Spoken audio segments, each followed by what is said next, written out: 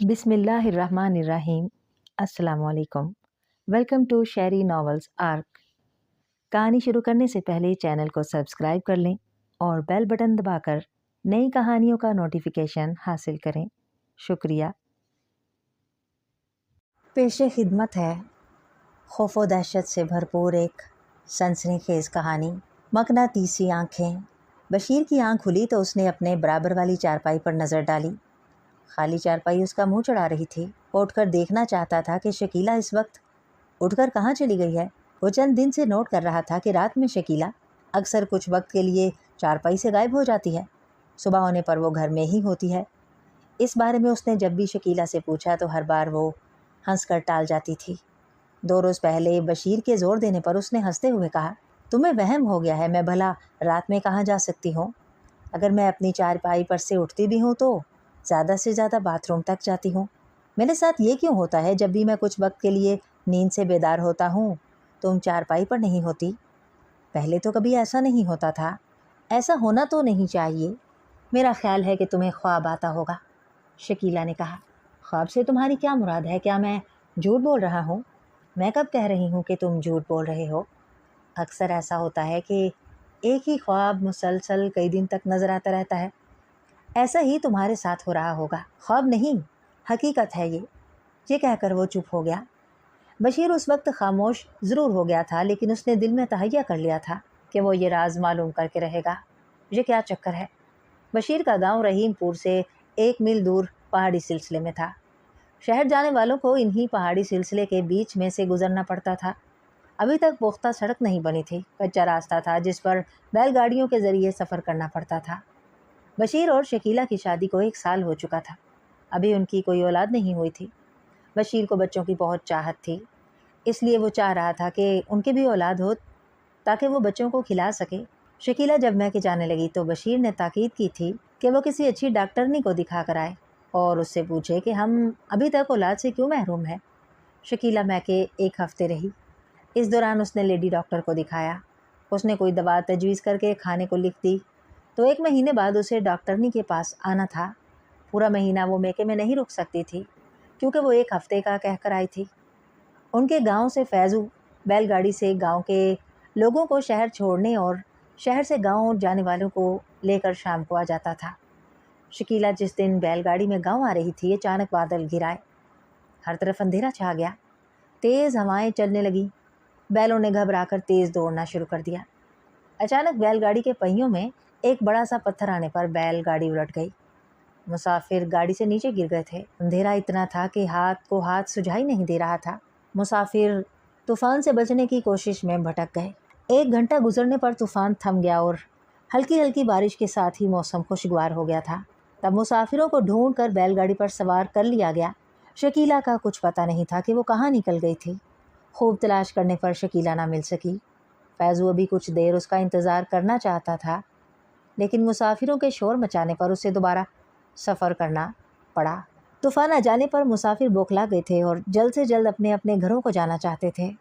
रात गए तक शकीला घर नहीं पहुंची थी। बशीर बहुत परेशान था कि वो घर क्यों नहीं पहुंची।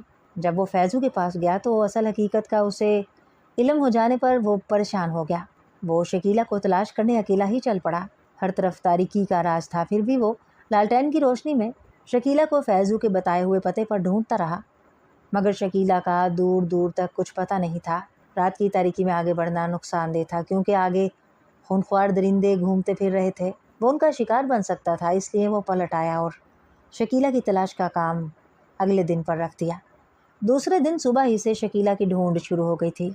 गांव के लोग जंगल के अंदर भी चले गए। वो ना मिलनी थी और ना मिल सकी। सब ने यही तसव्वुर कर लिया था कि शायद वो भटक कर जंगल में चली गई थी और किसी जंगली जानवर ने उसे चीर फाड़ कर रख दिया था, वरना अगर वो ज़िंदा होती तो ज़रूर मिल जाती। बशीर भी सब्र करके बैठ गया था। इस बात को 3 माह गुजर जाने पर कभी कभी बशीर को ऐसा महसूस होता था जैसे शकीला को किसी जानवर ने नहीं खाया। वो ज़रूर ज़िंदा होगी, कभी ना कभी ज़रूर मिलेगी। एक दिन उसने सुना कि पड़ोस के गांव मुख्तार गोठ में एक औरत जंगल से मिली है जो गुमसुम सी है, किसी से बात नहीं कर रही। अगर कोई बात भी करे तो जवाब नहीं देती और बुरी तरह से घूर घूर कर देखती है। कोई औरत उसको छूने की कोशिश करती है तो बौखला जाती है। किसी का ख्याल था कि कोई जानवर उसे बचपन में जंगल में उठा कर ले गया होगा और उसने उसे अपने बच्चों की तरह पाला होगा। इसीलिए वो इंसानी ज़ुबान को समझ नहीं रही है, क्योंकि जंगल में भेड़िए और बिनमानस बड़ी तादाद में मौजूद थे। इन जानवरों के मुतालिक पहले ही बहुत सी कहानियाँ मशहूर थीं। वो बच्चों को जंगल में उठा कर ले जाते हैं और पालते हैं। ऐसा बच्चा इंसानों के हाथों लगता है तो फिर वो बड़े अरसे के बाद जाकर एक नॉर्मल ज़िंदगी गुजारने के काबिल हो जाता है। गर्ज तरह तरह की क्या सराइयाँ फैल चुकी थीं। बशीर को भी शौक़ हुआ कि वो भी जाकर देखे। मुख्तार गोश्त जाकर उसे मालूम हुआ कि उस औरत को अस्पताल में रखा गया है ताकि उसकी देखभाल और इलाज कराया जा सके। उस औरत को जब गांव के लोगों ने पकड़ा था, उस वक्त वो उनसे ख़ुद को छुड़ाकर जंगल के अंदर भाग जाना चाहती थी। बड़ी मुश्किल से उनको काबू आई थी। गांव वाले उसे पकड़ते नहीं, लेकिन उन्हें शक इस तरह हुआ कि वो उनको छुप छुप कर झाड़ियों से देख रही थी। उसने जिस्म के हिस्सों को कपड़ों की बजाय दरख्तों के बड़े बड़े पत्तों से छुपाया हुआ था। जब लोगों ने उससे बात करना चाही तो वो वहाँ से भागकर एक झाड़ी में छुप गई। पकड़ने पर उसने अपने दांतों से उनके हाथों को काटना शुरू कर दिया। बहुत मुश्किल से गांव वालों के काबू आई थी। अस्पताल के कमरे में जैसे ही बशीर की नज़र उस औरत पर पड़ी तो वो बुरी तरह चौंका, क्योंकि वो कोई और नहीं बल्कि शकीला थी। शकीला को देखकर उसे खुशी भी हो रही थी और दुख भी, कि उसके साथ जंगल में क्या बीती है जो वो ऐसी हो गई है। डॉक्टरों ने बशीर को बताया कि वो किसी जहनी सदमे से दो चार होकर ऐसी हो गई है। जब अपनों को देखेगी तो आहिस्ता आहिस्ता नॉर्मल हालत में आ जाएगी। डॉक्टर्स ने ठीक ही कहा था। 15 दिन के अंदर अंदर नॉर्मल हालत में वो आ गई थी, मगर कभी कभी वो खोई खोई सी दिखाई देने लगी थी। अब वो अक्सर रातों को अपनी चारपाई पर दिखाई नहीं देती थी। बशीर चारपाई से उठना ही चाह रहा था कि घर के बाहर का दरवाज़ा खुलने और बंद होने की आवाज़ आई। वो ऐसे बन गया जैसे सो रहा है। शकीला कमरे में दाखिल हुई और अपनी चारपाई पर लेट गई। वो बहुत ज़ोर ज़ोर से सांस ले रही थी। ऐसा महसूस हो रहा था जैसे उसने बहुत बड़ा फासला भाग कर तय किया है, जिसके बायस उसकी सांसें उखड़ गई हैं। बशीर ने उससे कुछ कहना मुनासिब न समझा और खामोशी से सो गया। दूसरी रात बशीर ने बाहर के दरवाजे पर ताला डालकर चाबी अपने तकिए के नीचे छुपा दी। बशीर ने बज़ाहिर शकीला को दिखाने के लिए आंखें बंद कर ली थीं, लेकिन वो जाग रहा था। 1 घंटा गुजर जाने के बाद शकीला उठी और बाहर जाकर वापस आ गई। उसने दरवाजे पर पड़ा ताला देख लिया था, इसलिए वो इधर उधर देख रही थी। शायद वो कुछ तलाश करने की कोशिश कर रही थी। नाकामी पर शकीला चारपाई पर लेट गई, लेकिन वो बदस्तूर चारपाई पर करवटें ले रही थी। किसी तरह भी उसे करार नहीं आ रहा था। वो एक बार फिर उठी और मुख्तलिफ जगहों पर कुछ तलाश करने लगी। तलाश करते करते वो बशीर की चारपाई के करीब आई और अभी तकिए के नीचे हाथ डालना ही चाह रही थी कि बशीर आंखें बंद किए ही बोला, शकीला रात बहुत हो गई है, अब सो जाओ। बशीर को जागता पाकर वो जल्दी से चारपाई पर लेट गई। उसे भी नींद आ गई थी, लेकिन जब भी आंख खुलती वो शकीला की चारपाई पर ज़रूर एक नज़र डाल लेता। उसकी जब भी शकीला पर नज़र पड़ती उसे बेकरार ही पाया। सुबह बेदार होने पर उसने देखा कि शकीला की आंखें सुर्ख हो रही थीं। ऐसा महसूस हो रहा था कि वो रात भर सो नहीं सकी है। दूसरी रात भी यही हुआ। वो पूरी रात चारपाई पर करवटें बदलती रही। सुबह बेदार होने पर शकीला खफा होते हुए बोली, बशीर तुम दरवाजे पर ताला क्यों डालते हो? बस ऐसे ही, लेकिन तुम इतना परेशान क्यों हो रही हो? बशीर ने कहा, क्या तुम्हें मुझ पर एतबार नहीं है? तुम बेफिक्र रहो, मैं तुम्हें छोड़कर कहीं जाने वाली नहीं। मैं भी तुम्हें खोना नहीं चाहता। फिर ये बेएतबारी कैसी? 2 दिन से ताला क्यों लगा रहे हो? शकीला ने कहा, इन दिनों चोरियां बहुत हो रही हैं, इसलिए ताला लगा रहा हूँ कि चोर ना आ घुसें। बशीर ने बात बनाई, चोर दीवार फांद कर भी आ सकते हैं, इसीलिए ताला लगाता हूँ कि वो कुंडी खोलकर अपने साथियों को अंदर ना बुला सकें। बशीर ने कहा, हमारे पास रखा ही क्या है जो चोर उचके उठा कर ले जाएंगे? शकीला ने कहा, जो भी है वो हमारे लिए बहुत कीमती है। बशीर ने कहा। शकीला से जब कुछ बात ना बनी तो वो खामोश हो गई। नाश्ता करके वो जब घर से निकला, बेख्तियार उसकी नज़र मकान की दीवार पर पड़ी। दीवार के नीचे बड़ा सा गड्ढा खुदा हुआ था। ऐसा महसूस हो रहा था कि रात में किसी जानवर ने मट्टी खोदकर गड्ढा बना दिया हो। गड्ढा बहुत गहरा था। गड्ढे के किनारे मिट्टी पड़ी थी। उसकी समझ में ये बात नहीं आ रही थी कि किसी जानवर को क्या ज़रूरत पड़ गई उसके घर की दीवार के साथ ज़मीन को खोदने की। जानवर गांव का रुख नहीं करते थे। गलती से कोई जानवर उधर आ भी निकले तो गांव के लोगों के डंडे खाने पर वो दोबारा गांव का रुख नहीं करता था। कहीं किसी चोर ने ये हरकत ना की हो। बशीर ने खुद कलामी की। गांव में अक्सर चोर घरों के पीछे की दीवार में सुराख करके घरों में घुस जाते थे और चोरी करके चलते बनते थे। गांव के तमाम ही मकान कच्चे थे, इसलिए घरों की दीवार की मट्टी खुरचकर ईंटें हटा देने से इतना बड़ा सुराख बना लेते थे कि वो आसानी से घरों में दाखिल होकर सामान बाहर ले जा सकें। ये पहला मौका था कि बशीर के घर की दीवार के नीचे से मट्टी खोदकर गड्ढा बना दिया गया था और गड्ढे से सीधा रास्ता सहन में निकलता। चोरों का ख्याल आते ही वो घर के अंदर आ गया और फावड़ा उठा कर ले आया और गड्ढे के ऊपर पड़ी मट्टी को दोबारा से गड्ढे में डालकर ज़मीन को हमवार कर दिया। इस काम से फारिग होकर वो अपनी परचून की दुकान पर चला गया। दिन भर दुकान पर मसरूफ़ रहने के बाद रात को वो घर लौट आया। घर में दाखिल होने से पहले उसने गड्ढे वाली जगह को देखा। वो अभी तक हमवार थी, उसे दोबारा नहीं खोदा गया था।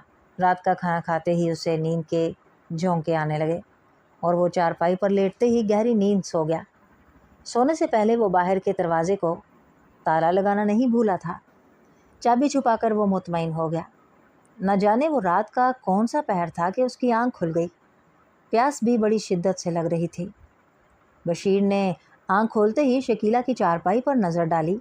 खाली चारपाई उसका मुंह चढ़ा रही थी। उसने इधर उधर नज़र दौड़ाई मगर शकीला कमरे में नहीं थी। कमरे का दरवाज़ा हल्का सा खुला हुआ था। सहन का मंजर साफ तौर पर देखा जा सकता था।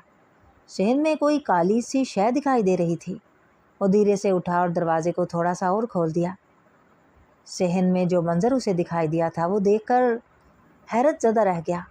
शकीला सहन में इस हालत में पड़ी थी कि एक काला रीछ उसके बदन पर अपनी ज़ुबान फेर रहा था।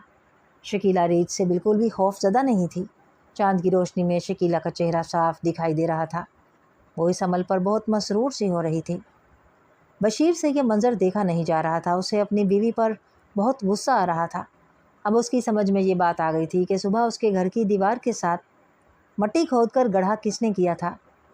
ये ज़रूर इस रीछ की ही हरकत थी। उसने घर में घुसने के लिए ही ज़मीन खोदी थी। कोई चोर हरगिज़ ऐसी हरकत नहीं कर सकता था। रीछ की हरकत पर बशीर को बहुत गुस्सा आ रहा था और वो उसकी परवाह किए बगैर कि रीछ उस पर हमला करके उसे नुकसान भी पहुंचा सकता है, वो रीछ को मारने के लिए कुल्हाड़ी ढूंढने लगा। जल्दबाजी में वो किसी चीज़ से ठोकर खाकर चारपाई पर गिर पड़ा। उसके गिरने से कमरे में हल्का सा शोर पैदा हुआ। वो संभल कर उठ खड़ा हुआ। अचानक उसकी नज़र दीवार पर लटकी हुई कुल्हाड़ी पर पड़ी। बशीर ने कुल्हाड़ी अपने हाथों में पकड़ी और सहन की तरफ लपका। सहन में रीछ मौजूद नहीं था। वो ताला खोलकर दरवाजे से बाहर भागा। वो हर सूरत में उस रीछ को कुल्हाड़ी के वार करके हलाक करना चाहता था। बाहर रीछ का दूर तक नामो निशान नहीं था। बशीर रीछ की तलाश में नाकामी पर वापस आ गया। शकीला बुरी तरह खौफज़दा और सहमी चारपाई पर बैठी हुई थी। वो बशीर को गुस्से में देख चुकी थी, इसलिए उसे ये अंदाज़ा लगाने में देर नहीं लगी कि बशीर ने सहन का मंजर देख लिया है, इसलिए वो सख्त गुस्से में है। शकीला, ये सब क्या था? मुझे तो नहीं मालूम। इस रीछ की आंखों में ना जाने क्या कशिश है कि मैं बेखुद सी हो जाती हूँ और वो जो चाहता है मैं उसके इशारों पर वही कुछ करने पर मजबूर हो जाती हूँ। शकीला ने बताया। रातों में भी उठकर तुम इस रीछ के पास चली जाती हो। बोलो, ये सच है ना? बशीर ने उसे घूरते हुए कहा। हाँ, ये सच है। ये कहते हुए उसकी नज़रें झुक गईं। बशीर सख्त गुस्से में था। शकीला दिल ही दिल में बुरी तरह से खौफज़दा थी। उसे ख़तरा था कहीं गुस्से में वो उसे हलाक ना कर दे। इसलिए शकीला ने कुछ छुपाने की बजाय साफ साफ बताने का इरादा कर लिया। शकीला, आज मैं बहुत गुस्से में हूँ। गुस्से में कुछ भी कर सकता हूँ, इसलिए मुझे सब कुछ बता दो कि तुम गुम किस तरह हुई थी। तुम्हारे साथ जंगल में क्या बीती कि तुम अपने होशो हवास खो बैठी थी। उस दिन मैं भटक कर जंगल में जा निकली थी। अंधेरा इस कदर छा गया था कि कुछ भी नज़र नहीं आ रहा था। मैं अंदाजे से एक तरफ बढ़ती चली जा रही थी। ना जाने कितनी देर चलती रही। मुझे होश नहीं रहा। बस मैं तूफ़ान से बचने के लिए पनाह हासिल करना चाहती थी। बिलाखिर तूफ़ान से बचने के लिए एक जगह मिल ही गई। पहाड़ियों के अंदर एक गार था। मैं उस गार के अंदर दाखिल हो गई। गार में दाखिल होने पर मैं ख़ुद को मुतमईन महसूस कर रही थी। तूफ़ान थम जाने पर मैं गार से निकलना ही चाहती थी कि एक रीछ गार के बाहर खड़ा मुझे घूर रहा था। उसे देखकर मेरा दम खुश्क हो गया। मैं उसकी मौजूदगी में गार से बाहर भी नहीं जा सकती थी। उससे बचने के लिए मुझे कोई तरकीब लड़ानी थी। फौरी तौर पर बचने के लिए मेरे जहन में یہی ترکیب آئی کہ میں دم سادے ہی زمین پر پڑ جاؤں، ہو سکتا ہے کہ مجھے مردہ سمجھ کر یہاں سے چلا جائے۔ میرے زمین پر لیٹنے پر وہ تیزی سے میری طرف لپکا اور مجھے سونگھنے لگا۔ میں اپنے خوف پر قابو نہ پا سکی اور بے اختیار میرے منہ سے چیخ نکل گئی اور میرا بدن زور زور سے کانپنے لگا۔ پھر مجھے کچھ ہوش نہیں رہا کہ میرے ساتھ کیا بیتی۔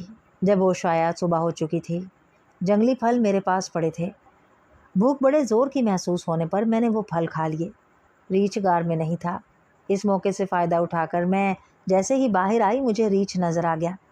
گھبرا کر میں واپس غار کے اندر آ گئی۔ پیاس کی شدت محسوس ہونے پر میں باہر آئی۔ مجھے دیکھ کر ریچھ ایسے میری طرف بڑھا جیسے پنجے مارے گا۔ پیاس لگی ہے، کیا پیاسی مر جاؤں؟ میں غصے سے بولی۔ میرے بولنے پر رک گیا اور گردن جھکا لی اور آگے چل دیا۔ ایسا محسوس ہو رہا تھا کہ وہ میری بات سمجھ گیا ہے۔ میں اس کے پیچھے کچھ دور چلنے پر ایک نہر نظر آئی۔ میں نے اپنی خوب پیاس بجھائی۔ میرے پانی پینے پر اس نے مجھے اپنے منہ سے اشارہ کیا۔ میں سمجھ گئی کہ وہ چاہ رہا ہے کہ میں دوبارہ غار میں چل دوں۔ میرے غار کی طرف چلنے پر وہ میرے پیچھے پیچھے چل دیا۔ میرے غار میں داخل ہونے پر وہ غار کے باہر ہی بیٹھ گیا۔ میں جتنے دن بھی غار میں رہی، ریچھ نے میرا بہت خیال رکھا۔ وہ میرے لیے جنگلی پھل لے آتا تھا۔ بس اس میں بری عادت یہ تھی کہ وہ مجھے غار سے فرار نہیں ہونے دیتا تھا۔ رات کے وقت وہ ایسے ہی زبان پھیرتا اور میں اس کی ایسی عادی ہو گئی تھی کہ رات کا بے چینی سے انتظار کرنے لگتی تھی، اور اس بات کے باعث غار کو چھوڑنے کو دل ہی نہیں کرتا تھا۔ میری یادداشت بھی جاتی رہی تھی۔ مجھے اپنے بارے میں کچھ بھی یاد نہیں رہا تھا۔ ایسا محسوس ہوتا تھا جیسے کسی نے میرے ذہن سے یادداشت کو بالکل مٹا دیا ہو۔ بس مجھے اتنا یاد رہتا تھا کہ رات ہونے پر ریچھ میرے پاس آئے گا، میں بے خود سی ہو جاؤں گی۔ پھر صبح ہونے پر مجھے کچھ بھی یاد نہیں رہتا تھا کہ رات میرے ساتھ کیا ہوا تھا۔ جیسے جیسے دن گزر رہے تھے ریچھ میری طرف سے بے فکر ہو گیا تھا۔ اسے اندازہ ہو گیا تھا کہ میں اب اس کو چھوڑ کر نہیں جاؤں گی، اس لیے بے فکری سے وہ غار سے دور تک چلا جاتا اور میں اس کے غار کے باہر نہ ہونے کا فائدہ اٹھا نہیں پا رہی تھی۔ اور فائدہ اٹھاتی بھی کیسے؟ مجھے کچھ یاد ہی نہیں تھا کہ میں کون ہوں، کہاں رہتی ہوں، میرے اپنے کون ہیں۔ مجھے کچھ یاد رہتا تھا تو صرف اتنا کہ ریچھ رات کو میرے پاس آئے گا۔ ایک دن میں نہر پر جانے کے لیے نکلی تھی کہ کچھ انسان نظر آئے۔ میں انہیں دیکھ کر گھبرا گئی اور چھپنے کے لیے ادھر ادھر بھاگنے لگی۔ میری حالت بھی خراب ہو چکی تھی، بال میل سے اٹے پڑے تھے، کپڑے بھی پھٹ چکے تھے، پتوں سے جسم کے اعضاء کو چھپایا ہوا تھا۔ وہ لوگ بات کرنے کو میری طرف آئے، میں جھاڑیوں میں چھپ گئی۔ وہ مجھے پکڑنے لگے، میں نے ان کو دانتوں سے کاٹنا شروع کر دیا، لیکن پھر بھی وہ باز نہیں آئے اور پکڑ کر ہسپتال لے آئے اور میرا علاج شروع ہو گیا۔ پھر تم آ گئے اور مجھے پہچان کر گھر لے آئے۔ میرا علاج ہونے پر میری یادداشت لوٹ آئی، مگر مجھے ریچھ کی یاد آتی تھی اور رات میں بے چین ہو جاتی تھی۔ راتوں میں مجھے محسوس ہوتا کہ کوئی مجھے بلا رہا ہے۔ ایک رات میں دروازے کی کنڈی کھول کر باہر چلی گئی۔ گاؤں کے باہر مجھے ریچھ نظر آ گیا۔ وہ ایک درخت کے نیچے کھڑا تھا۔ مجھے دیکھتے ہی اس نے گردن کو ایک جھٹکا دیا جیسے وہ مجھے اپنے پاس آنے کا اشارہ کر رہا ہو۔ میں بے خود سی ہو کر اس کے پاس چلی گئی۔ صبح ہونے سے پہلے پہلے میں گھر آ کر اپنی چارپائی پر لیٹ گئی۔ اب میرا ہر وقت یہ معمول ہو گیا تھا۔ تمہیں بھی میرے جانے کا علم ہو گیا تھا۔ میں رات میں کہیں چلی جاتی ہوں، اس لیے تم نے دروازے کو تالا لگا کر سونا شروع کر دیا تھا۔ ریچھ نے جب دیکھا کہ میں درخت کے نیچے نہیں آ رہی ہوں تو اس نے دیوار کے نیچے زمین کھودی اور صحن میں آ گیا۔ اس کے صحن میں آنے پر میں چارپائی سے اٹھی اور صحن میں چلی گئی۔ وہاں ریچھ میرا منتظر تھا اور اس نے وہی عمل شروع کر دیا جو وہ غار میں کرتا رہا تھا۔ اگر تم نہ دیکھ لیتے تو پھر یہ عمل گھر کے صحن میں جاری رہتا، مگر تم نے دیکھ لیا اور ریچھ صحن سے بھاگ کر کھڑا ہو گیا۔ میں صبح پیش امام صاحب سے بات کرتا ہوں، بشیر نے سوچتے ہوئے کہا۔ وہ ایک بار پھر باہر گیا اور پھاوڑے سے دیوار کی زمین کو مٹی ڈال کر ہموار کر کے آ گیا۔ وہ مطمئن نہیں تھا، اسے یہ خدشہ لگا ہوا تھا کہ ریچھ دوبارہ پھر آ سکتا ہے۔ ساری رات اس کی آنکھوں میں کٹی۔ پیش امام صاحب صبح 9 بجے سے 12 بجے تک مسجد کے برابر مدرسے میں بچوں کو قرآن شریف کی تعلیم دیا کرتے تھے۔ بشیر مدرسے میں جا کر ان سے ملا اور پوری بات ان کے گوش گزار کر دی۔ اس کی بات سن کر پیش امام اشرف علی سوچ میں پڑ گئے۔ اس دوران وہ کچھ پڑھ بھی رہے تھے۔ تھوڑی دیر تک ان کی یہی حالت رہی، پھر انہوں نے آنکھیں بند کر لی تھیں۔ پیش امام صاحب نے آنکھیں کھول کر بشیر کو دیکھا۔ بشیر، وہ انتہائی خبیث قسم کا جن ہے، اس لیے ان کے قبیلے کے جنوں نے اس کی جادوئی طاقت چھین کر ریچھ کی شکل میں اسے جنگل میں پھینکا ہوا ہے۔ جنگل میں جو عورت آ جائے وہ اپنی مقناطیسی آنکھوں کو استعمال کر کے اس کی یادداشت کو ختم کر دیتا ہے۔ اس عورت کو کچھ بھی یاد نہیں رہتا وہ کون ہے اور کہاں رہتی ہے۔ پیش امام صاحب، جب ان کے قبیلے کے جنوں نے اس کی جادوئی طاقت ختم کر دی ہے، پھر وہ کیسے عورت کی یادداشت بھلا دیتا ہے؟ ہاں، یہ بات ایسے ہی ہے جیسے عمر قید کے ملزم کو قید کر دیا جاتا ہے، لیکن اسے جیل میں چلنے پھرنے، کھانے پینے اور دیگر ضروریات کی اجازت ہوتی ہے۔ اسی طرح جنات کے قبیلے نے اس جن کی جادوئی طاقت ضرور ختم کر دی ہے، مگر تھوڑی بہت جادوئی طاقت دے دی ہے تاکہ وہ اپنا دفاع کر سکے۔ اگر اس نے جنگل میں شرافت کی زندگی مقررہ مدت تک گزار لی تو پھر اسے معافی مل سکتی ہے۔ پیش امام نے بتایا، اس سے چھٹکارا کیسے ملے گا؟ اس کا ایک حل ہے کہ میں تمہیں پانی پڑھ کر بوتل میں دوں گا، وہ پانی کسی طرح تمہیں اس ریچھ کے سر پر ڈال دو۔ وہ پانی جیسے ہی ریچھ کے سر پر پڑے گا، اس کے ذہن سے شکیلہ کی صورت مٹ جائے گی۔ شکیلہ کے سامنے آ جانے پر بھی وہ اس کے نزدیک نہیں آئے گا۔ یہ کس طرح سے ہوگا؟ وہ مجھے دور سے ہی دیکھ کر بھاگ جائے گا۔ اس کا آسان حل یہ ہے کہ تمہیں شکیلہ کو اعتماد میں لینا ہوگا۔ وہ 1-2 دن چھوڑ کر پھر تمہارے صحن میں آئے گا۔ تم چھت کے اوپر کنارے پر جا کر بیٹھ جانا اور شکیلہ اسے چھت کے کنارے کے نیچے لے آئے۔ وہ جیسے ہی مطلوبہ جگہ آئے تم اوپر سے پانی ڈال دینا۔ مجبوری یہ ہے کہ شکیلہ اسے دیکھ کر بے خود سی ہو جاتی ہے۔ بشیر نے بتایا، وہ ریچھ کی شیطانی مقناطیسی آنکھوں کے سبب ایسا ہوتا ہے۔ میں شکیلہ کے لیے چند تعویذ دوں گا، وہ تمہیں روزانہ ایک تعویذ اسے پلانا ہوگا۔ ان کے پینے سے ریچھ کی مقناطیسی آنکھوں کا شکیلہ پر کوئی اثر نہیں ہوگا، پیش امام صاحب نے بتایا۔ امام صاحب سے دم کیا ہوا پانی اور تعویذ بشیر لے آیا۔ راستے میں یہ سوچتا ہوا آ رہا تھا کہ اچھا ہوا کہ ریچھ کے پاس زیادہ شیطانی طاقت نہیں، ورنہ نہ جانے کیا ہوتا۔ پیش امام صاحب چھوٹی نوعیت کے کام کرتے تھے۔ کسی براسیب یا جنات کا سایہ ہونے پر علاج کے لیے وہ اپنے استاد جمن سائیں کے پاس شہر بھیجا کرتے تھے، اور وہ ایسے کاموں کے ماہر تھے۔ گھر پہنچ کر بشیر نے شکیلہ کو اعتماد میں لے کر سمجھا دیا کہ اسے کیا کرنا ہے۔ پہلا تعویذ پی لینے سے وہ رات بھر پرسکون نیند سوئی تھی، جبکہ بشیر چھت پر بیٹھا پہرا دیتا رہا۔ پہلی اور دوسری رات ایسے ہی گزر گئی، ریچھ نہیں آیا۔